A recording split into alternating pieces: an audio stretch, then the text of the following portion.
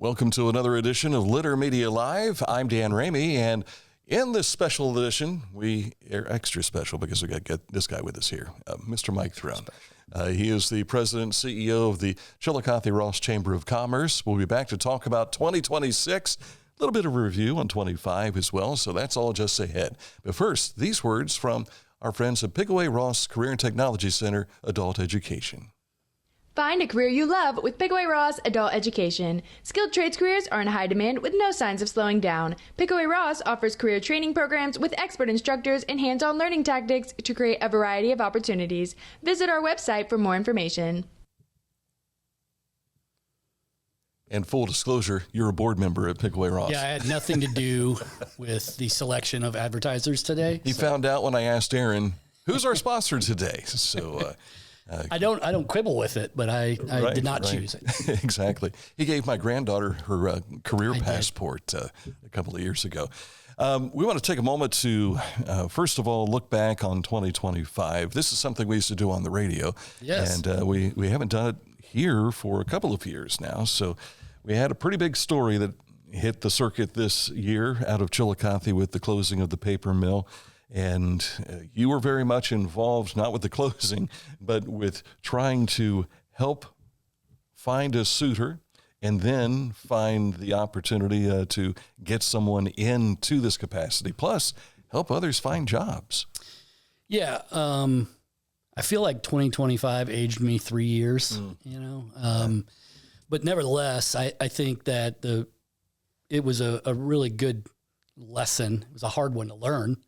But ultimately what we got out of it was a new owner that has a different mindset toward what the future looks like for that site. And, now it's really kind of on us to build it all up. But obviously, back on April 15th, when news broke about all this stuff, we knew it was going to be a very difficult rest of the year. And, in many ways, we're still dealing with the residuals of that, but I think we've got a path forward, and I think that's important for us to have. And it's important to note that we could be still sitting here saying, well, what's going to go in there? Who's going to take it? Who's going to buy it?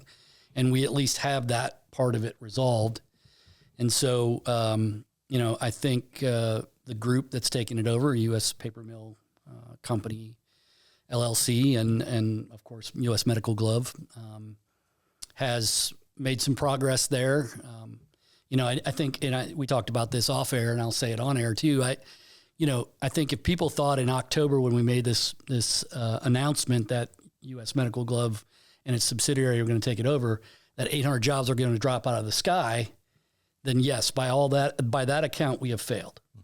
But that was never really what was going to happen. There was a lot of things that had to take place to create or to transition from a paper making facility into a medical glove making facility. And I think we're off to a good start. There's probably about 150 people that are applied there. And that's actually, I got that right before the holidays, so who knows, they could have hired more since then.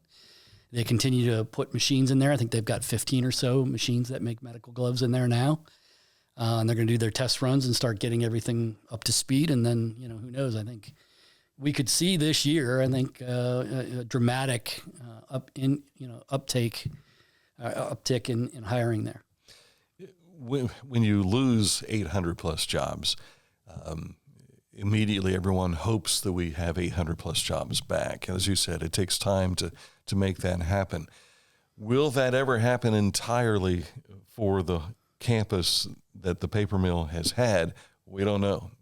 Yeah. But could it possibly split off and have someone else come in and take like the east side of Bridge Street it is Bridge Street. Yeah. Yeah, that sort of thing. Look, I'm going to speak for this guy because this guy's right. The only guy I control. I am not done working for 800 jobs, whether that be, it's kind of like Moneyball, right? You can't lose Giambi and Isringhausen and Damon, but you can and replace them all with one person, but you can replace them in the aggregate, right? So that's kind of been my approach here, is to try to figure out how do we help economic development in the county and the city attract the good mix of people or businesses that are willing to bring the people back.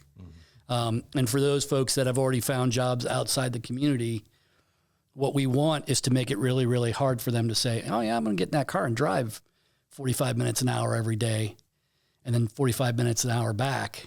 I want them to stay right here in Ross County and go back if they can to the same place that they worked before. Or, folks that are graduating from school or walking out of Pickaway-Ross or maybe even still attending Pickaway-Ross. Have them get jobs there and start new careers. So, and I think the other part of this that really I think helps us is that, they purchased all 480 plus or whatever it is acres, and there's tremendous opportunity there as well. I was on a call yesterday with someone from out of the community that, is interested in part of that land, but they're concerned about environmental impacts first. And so they got to get that due diligence done. So is it going to be a slow roll? Yeah, it's going to be a slow roll. But I think ultimately, down the road, 5 or 10 years is when we need to judge this. It's kind of like a free agent signing in sports, like everybody, the first year the person comes out and they have a bad year and everybody goes, oh, what a bad deal. Well, look at it 5 years down the road and then maybe have that conversation. Right. And we hope it's not a Deshaun Watson situation. Like yes, let's hope not. That 5 years with the Browns. Yeah. Out of this came the governor stepped in and found a way to create Scioto Valley Forward. You found resources to put all this together. Mm-hmm. And a number of those individuals who hadn't had to apply for jobs for 20, 30 years were suddenly finding out how to make a resume again. So I think something came from this as well, which was a bit of a positive. Yeah, and I think, when you have a legacy business in your community, whatever that is, you get real used to having that legacy business. So you don't really think about the other businesses. As a community member, you don't, right? Now, economic development is always trying to figure out how do we get a better mix of businesses in our community, manufacturers in our community. But the general public, they tend to rely upon paper making or truck making or whatever that looks like. And there's nothing wrong with any of those industries. This forced us to have a conversation about what else could we have? How do we attract whatever else we would like? And do we have the necessary infrastructure to get that done? And, you look at the county and their planning process right now, they're asking all of these questions. In fact, it might have been a part of the plan before. It is now a huge part of this comprehensive planning process that they're doing. And a lot of credit goes to them for recognizing this early on in that process to say, we need to make this an even bigger part of our plan. So that way we have certain areas of our community that we say, this is where we want growth. This is what we want. This is what we would like. And, it's your good, better, best type approach to it. And I think that's what we're setting up right now. And I think 2026 is going to be even more steps toward that. Honestly, we could go back to 2023, 24, when we had the appetizer of what was going to be the future of the VA Medical Center. Right, for sure. Yeah, and I think, that was an exercise, of course, that felt a little more urgent and was a little more acrimonious. Mm-hmm. I think last year, everybody knew who to be mad at. Yeah. in the past, with the VA thing, it was like, who do we get mad at? And I think ultimately what's really kind of happened with that process was it gave us the stepping stones that we needed to kind of then skip over the creek a little quicker. We were very fortunate in the fact that there were enough people applying pressure on Pixel to get them to resolve the plant quickly. And that gave us what we have now. Now it's up to us to kind of help John and his team down at U.S. Paper Mill a lot of guidance to say, here's what we really kind of want to see.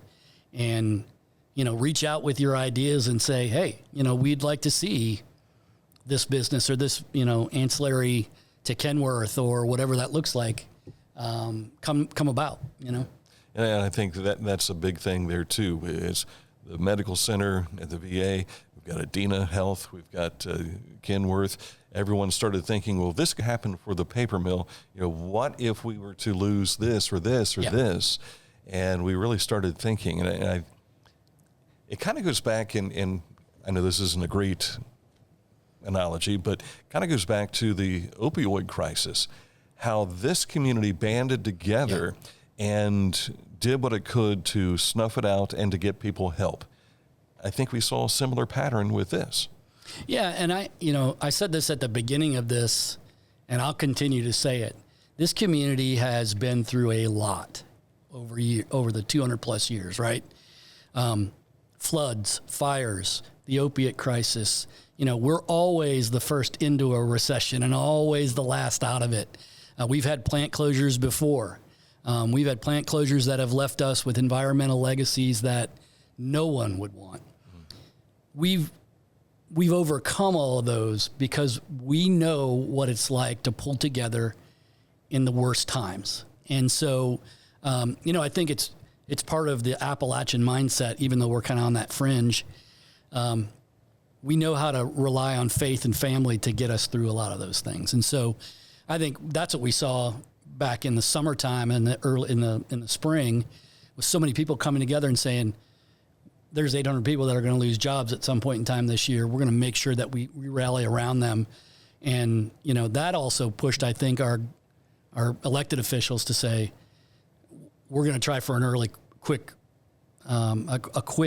end to this unease about this and at least give us some sort of path forward. Right.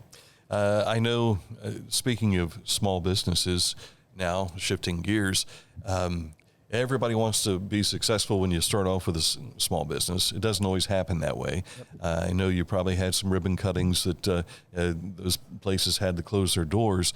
But I think in the long run, we're seeing more people open than we see closing. And that's a sign of growth. Yeah, and I think the thing that if you go back 15, 20 years, if we had a business close in downtown, that spot would stay open for quite a while. Yeah. Now we see people moving very quickly. Oh, that business is closing. That opens up an opportunity, right? Or they're putting the feelers out as they're getting ready to come to town or come into the downtown at least. Hey, if anything opens up down there, I'd really like to be a part of downtown. And so, what we saw with like Weeping Willow Boutique, who moved from MacArthur to here, that to me was a pretty good indicator that we have the right mix of businesses in our downtown and people want to come downtown that aren't even there yet. Bobby Blanton moved her boutique from Bridge Street to downtown. So there's no shortage of that. And I think that's healthy for a community to have. And nobody likes to see a business close. Right. But, But kudos to some of the building owners like Ed Kunzelman, who did what it took, he knew what was at stake. Right. And I've got this structure that needs help. I'm going to invest in it and build it ready for the future. Yeah. Yeah. And I think taking a space that was, again, no slight to any of the people that had those businesses before, but those businesses had been kind of the same and they'd look kind of the same for decades. The businesses at the corner of Water and Paint had pretty much looked like that since I've been in town since 97. Mm-hmm. And Ed went in, took those buildings, transformed those spaces. There's still transformations to be done upstairs in those buildings as well. And has made two nice areas there for new businesses to move into. By all accounts, Weeping Willow is doing very, very well. I think we're going to see continued action, and I think someone will come into that corner probably in this year as well, and we'll see where we go from there. And even some of the restaurants have kind of reinvented themselves as well to find a way to stay in business and to be successful. And I think making moves and angling themselves to grow their business as well. You look at Shank's Bakery moving into the Market Square now, which was the old Fort Collective building. That gives them a great opportunity to get some traffic into their place. They've got a brand new space in there that looks fabulous. So, I think there's going to be continued movement on those things, and I think people are going to come in and out. There's news about a couple businesses probably coming out of off of 2nd Street right now. So those will be a couple places that are open. Some buildings have changed hands, and, there's some rumors about what could go into those buildings as well. And so, I think really I keep saying this all the time. I'll be able to retire when the house and building gets done. I always said if I could get a Chick-fil-A or a Target here or get the house and building, I could probably just retire because I'm at my apex at that point, right? Mm-hmm. Like I've reached the pinnacle. You got a Sheetz and you got another coffee place coming in. Yeah, that's right. Yeah, we got a drive-through coffee place, right? Right. So. Membership, how has that increased for you in the last couple of years? Yeah, I would, the thing that's really kind of interesting about the chamber world, and I didn't realize this when I first came on board, but, you really kind of break even almost every year. Now, when I first came on board, we had a little rise there, but, and then of course COVID happened. We didn't remove anybody from our roles during COVID because we just felt like people without the ability to pay have a really good reason to not be able to pay. So we're still at about 780, 790, somewhere in there. But I feel like we're growing with the right mix of businesses.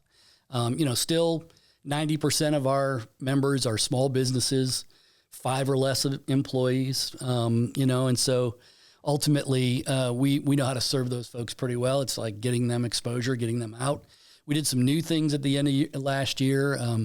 We worked with a food influencer and to come to town, and he did a big series of videos that just exploded across TikTok and Instagram and Facebook. We did a co-op that we partnered with the Visitors Bureau in downtown Chillicothe on with a Columbus TV station. That was real good for us. And so we're going to continue to do a lot of that stuff because trying to get people into this town and visit, not only from outside the town, if it's going to be a day trip or even for vacation, we've got great opportunities here, and we're excited to work with our partners and to try to bring more folks down into the county, but particularly into the downtown, and then let them branch out to the Tecumsehs and the Chillicothe Paints and the Adina and Mansions and so on of the world. And we know that there are small businesses in Frankfort, Clarksburg, and Richmond-Dale all around that also are members of the chamber. Yeah. Well, and we have these great projects going on in Frankfort and Bainbridge that are going to help revitalize those downtowns. And so what you're going to have is almost like a microcosm of the Chillicothe downtown, but with an even smaller feel, which is, to me, probably the best part of the thing. Yeah. I grew up in a small town, Castalia, that was always like, we looked at Sandusky as the big town, but we were never really like it, and our downtown really just didn't have any vibrancy to it. I go back there now and I see it a lot differently. And so I think we're going to have that with Frankfort and Bainbridge as well. I think we have other opportunities throughout the community to help create space where folks can go. They might be a little bit more rural, so you're not going to have a downtown per se. But, we need to keep exploring those things and work with the state and other folks to make all of the areas in our downtown or in our county feel a little bit more vibrant. And really, that's something that can spread through all of Ohio. I think we're coming up on 3 years removed from the World Heritage inscription process. We continue to see the hotel being built out on North Bridge Street. Mm-hmm. I know a lot of people have been talking about this. Everything down in the park is being worked upon, the construction of the roadways and everything. Yep. People are sick to death of orange barrels. There's no question there. But I think in a couple of years, when all this is done, well, a lot of it has to be done by the end of 26. Correct. I think we'll be happy with what we have seen in that transformation of some of these areas. But this is going to be a big year. Despite all that continues construction-wise, we will be celebrating 250 years here in Ohio. But also with the World Heritage, we're already seeing visitors coming here. Yeah. The really cool thing for me is when I talk to Melody Young at the Visitors Bureau or Gene Betts or any of that team there, and they tell me that they're getting these inquiries from, Poland and Germany and Italy.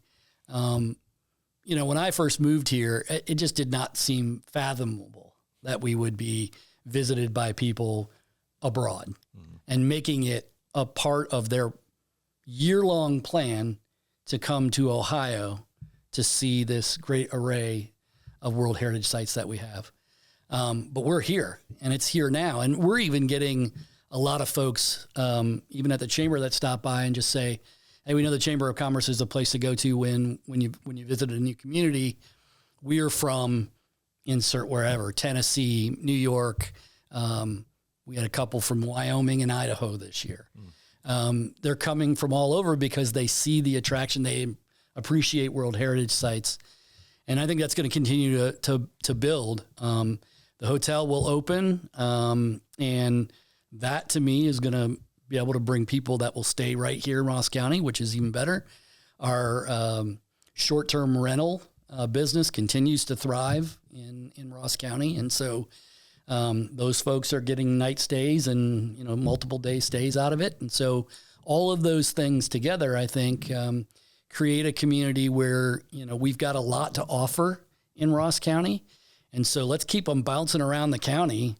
And they can have their day trip to Newark and, other places, but let's keep them right here where they can stay and enjoy what we have here. I think that's the incredible thing about travelers. When we go on vacation, and if we go to a beach somewhere, we kind of stay landlocked, but you might go to Wyoming and then go 150 miles to see something else, and so on and so forth. And it's interesting that you mentioned you have someone from the Rocky Mountains who want to come to Ross County. Yeah, I'm literally going there this year because we're national park people. Yeah. And so we did a few of the Florida ones last year. And so we've kind of set up our vacation this year to go out to Colorado and hit some of those. And that's a kick, right? People from the Rocky Mountains come to here. A couple from San Francisco comes here. They have so many things there, but of course they've seen them all. Yeah. And I think we get neglectful of that too sometimes, right? We take it for granted. Right. All these great things that we have, this great array of trails and these great array of mounds and Native American sites that you can really learn about the national culture of America. And, we don't recognize it because it's always been here, and I think it's great that other people are coming here, and I think they're going to get treated well while they're here as well. Sounds great. Yep. If you have any questions, he's the guy to answer all these questions. That seems like a lot. Because he's got a great staff that helps him out as well. For sure. So if we want to find out more, how do we get in contact with the Chamber? Yeah, so come to ChillicotheOhio.com. You can call us at the office at 740-702-2722. And we're happy to answer any questions. We can point you in the right direction. We do a lot of that, so we're happy to do it. Yeah, they are the hub for Chillicothe. Appreciate you coming in. No problem. Thanks, Dan. Mike Throne, President and CEO of the Chillicothe-Ross Chamber of Commerce. And thank you also to Pickaway-Ross Career and Technology Center Adult Education, sponsoring this edition of Litter Media Live.